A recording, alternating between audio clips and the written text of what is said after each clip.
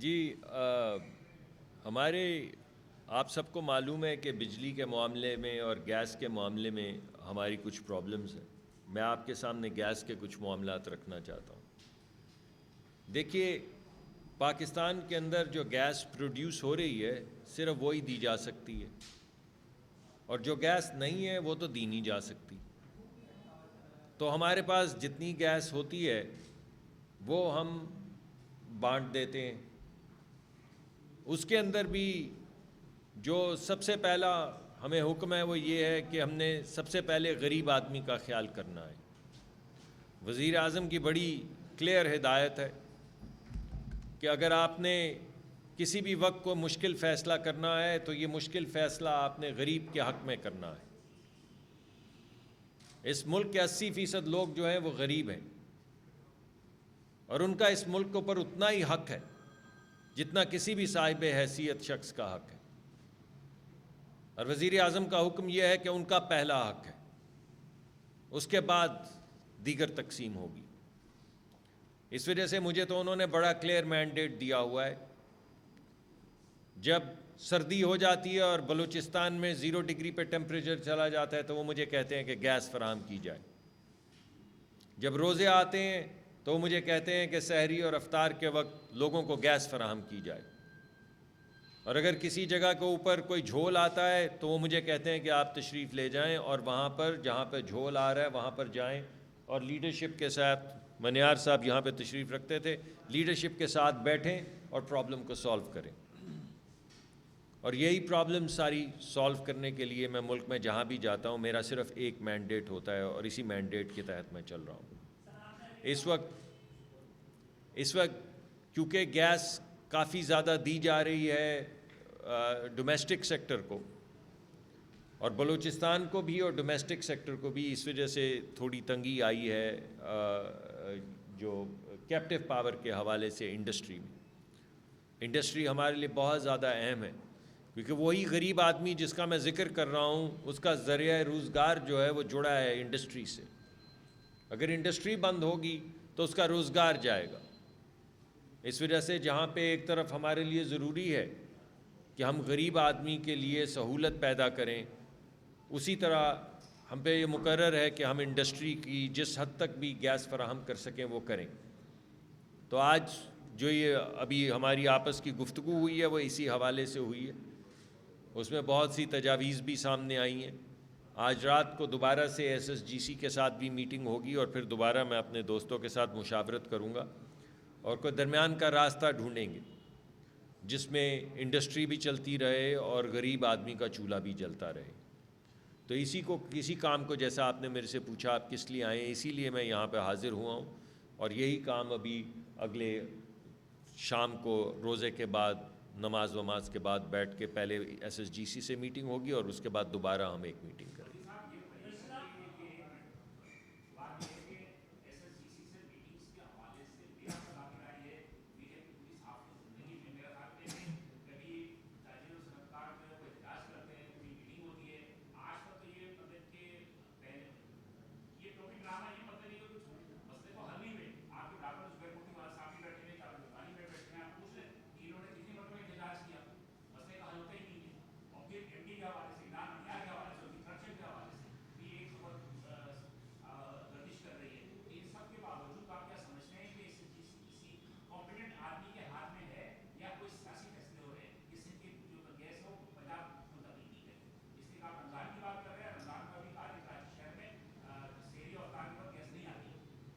دیکھیے، اس وقت تو گیس کی جو بھی تقسیم ہے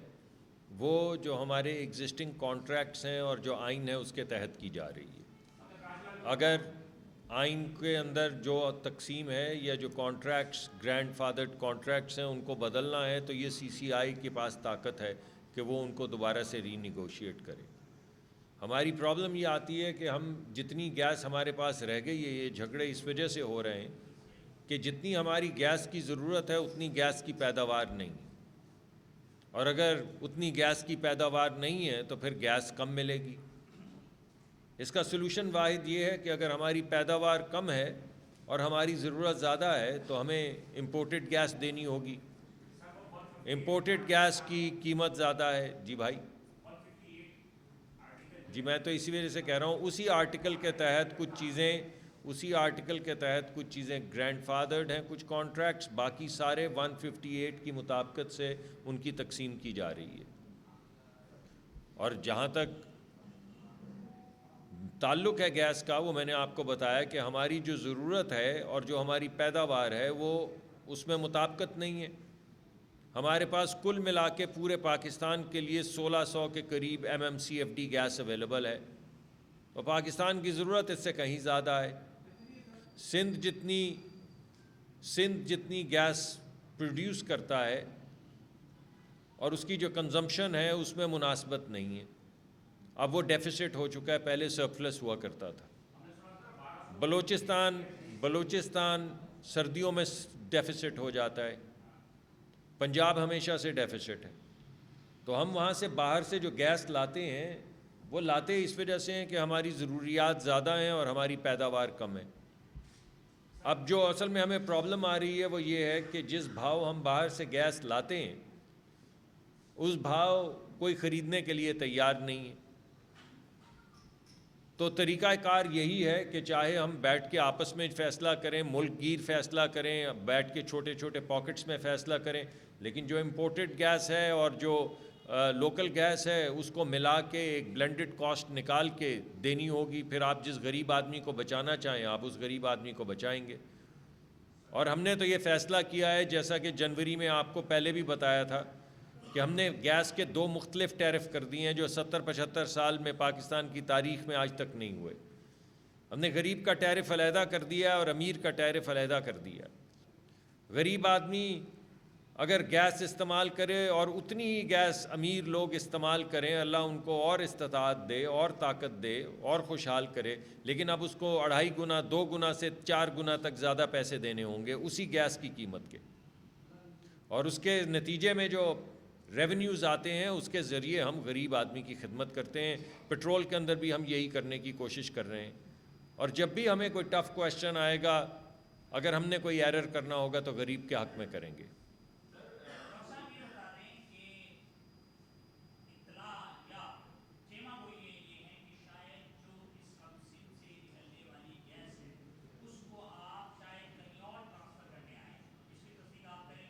میں اس کی بھرپور تردید کرتا ہوں۔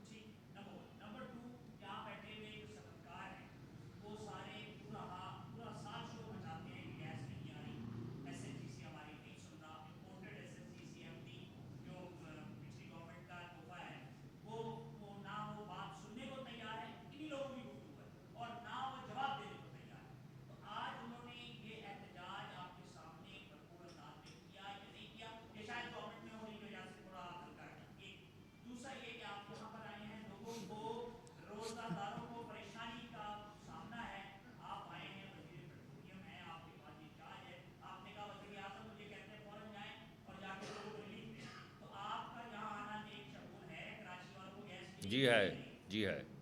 اور یہ ساری گفتگو جو ہو رہی ہے یہ اسی لیے ہو رہی ہے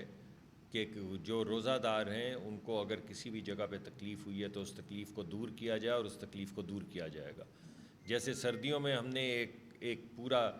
وقت دیا تھا، ایک پورا ٹائم ٹیبل دیا تھا کہ فلاں فلاں وقت میں آپ کے ہاں گیس آئے گی تاکہ آپ کوکنگ کر لیں، اسی مطابقت سے ایک پلان جو ہے اسے ابھی فائنلائز کیا جا رہا ہے تاکہ ہر ایک کو پریڈکٹیبلی پتہ ہو کہ کتنے گھنٹے میں کس وقت گیس آئے گی، تاکہ وہ اپنے بچوں کے لیے کھانا بنا سکیں، سحری کا انتظام کر سکیں اور افطار کا انتظام کر سکیں۔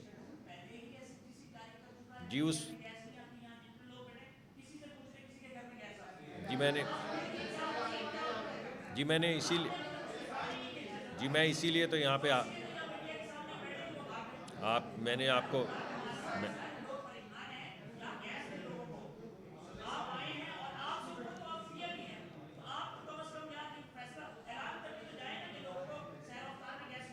جی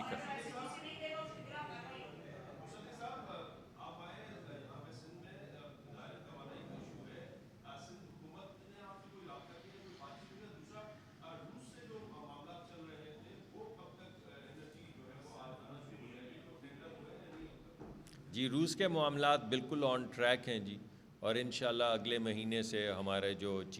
اسی مہینے میں جی اس مہینے میں اپریل میں جی اپریل اسی سال میں ہمارا ان کے ساتھ کانٹریکٹ تقریباً فائنل سٹیجز پہ ہے اور ہماری وہاں سے کروڈ آئل کی سپلائی آنی شروع ہو جائے گی جی سندھ کے ساتھ کل میری انشاءاللہ میں کوشش کر رہا ہوں سندھ کی لیڈرشپ کے ساتھ ملاقات میری ہوگی اور انہی معاملات کے اوپر پھر ان سے گفتگو ہوگی جی انشاءاللہ میں نے ویسے آپ کے سوال سے پہلے کہہ دیا تھا لیکن کیونکہ آپ دوبارہ سے پوچھنا چاہ رہے ہیں تو میں دوبارہ سے یہ کہوں گا کہ انشاءاللہ میں اسی لیے حاضر ہوا ہوں اور سندھ کے لوگوں کو سحر اور افطار کے دورانیے میں ضرور گیس ملے گی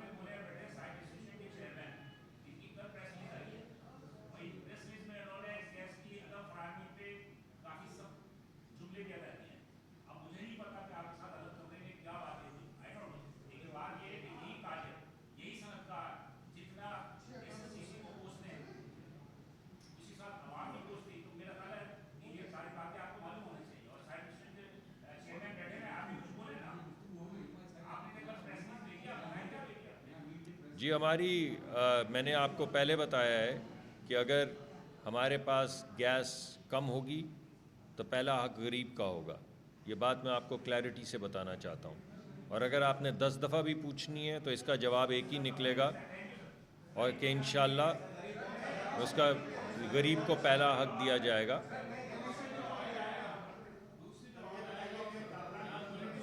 سوری ایک آدمی بات کر ایک ایک کر کے ذرا بات کر لیں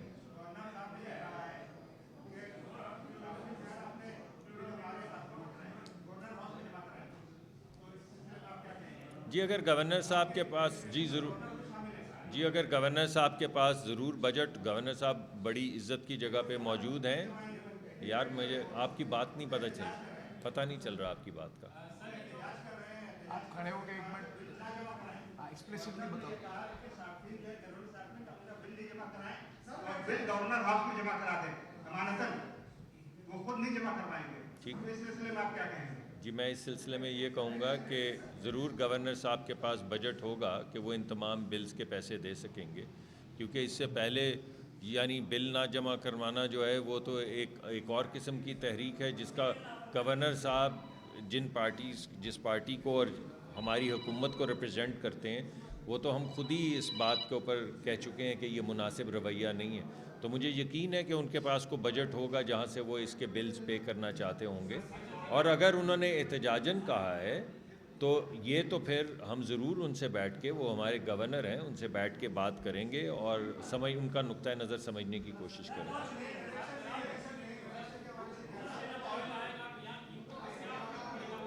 جی آہستہ آہستہ آئے گا جتنا کروڈ آئے گا سستا اس میں قیمت میں فرق آتا ہے جتنا ڈسکاؤنٹ آئے گا وہ لوگوں کو پاس ہوگا جی نیا کنیکشن ابھی جب تک گیس نہیں ہوگی نہیں ملے گا گیس نہیں ہے نا بھائی اسی وجہ سے نہیں دے رہے ابھی آپ معترض ہیں کہ گیس نہیں آ رہی اگر 2 ملین ایک منٹ سر میں ذرا بات کر لوں سر اگر 2 ملین یا 3 ملین کنیکشنز اضافی دے دیے جائیں تو اس کے بعد پھر باقی لوگوں کو گیس کہاں سے ملے گی پھر آپ کو امپورٹڈ گیس کی قیمت دینی پڑے گی بہت شکریہ